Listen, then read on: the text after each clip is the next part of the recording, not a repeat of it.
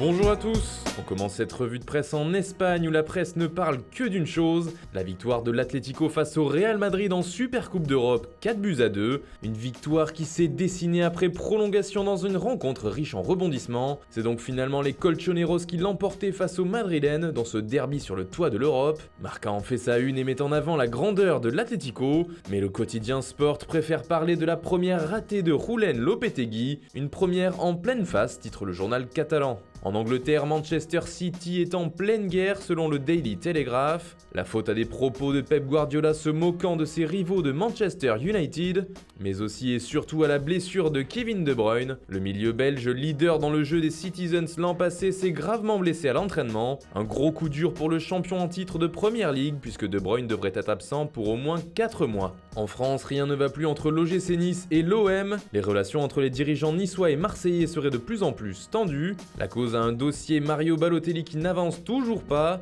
mais il y aurait d'autres raisons d'après l'équipe. En effet, le quotidien fait état d'une rencontre des dirigeants des deux clubs en fin de saison dernière. Jacques-Henri Hérault serait arrivé avec un dossier sous le bras en exposant tout ce que faisaient d'illégal les dirigeants du gym en ce qui concerne la préformation, à savoir bloquer certains jeunes illégalement, ce qui aurait fortement déplu à Jean-Pierre River et expliquerait la lenteur des négociations pour Balotelli.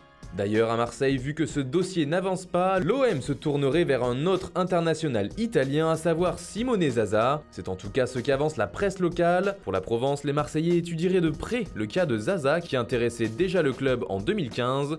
Et selon le journal, la Marseillaise, l'attaquant italien serait même prêt à rejoindre l'OM, mais c'est le club qui hésiterait à le faire venir. Du côté de Paris, les gardiens font toujours parler. Le troisième gardien de l'équipe de France, Alphonse Areola, devrait finalement rester au PSG. Longtemps annoncé sur le départ à cause de l'arrivée dans les buts de Gianluigi Buffon au sein de l'effectif du champion de France. Il serait donc prêt à relever le défi selon le Parisien.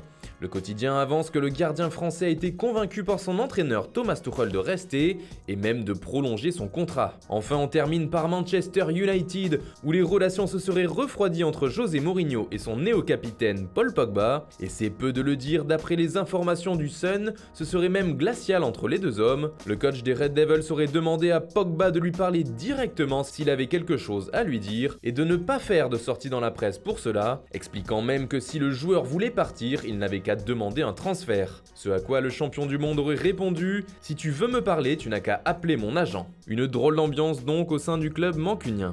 Voilà, c'est tout pour ce matin. Bonne journée à tous, on se retrouve très vite pour une nouvelle vidéo sur Foot Mercato.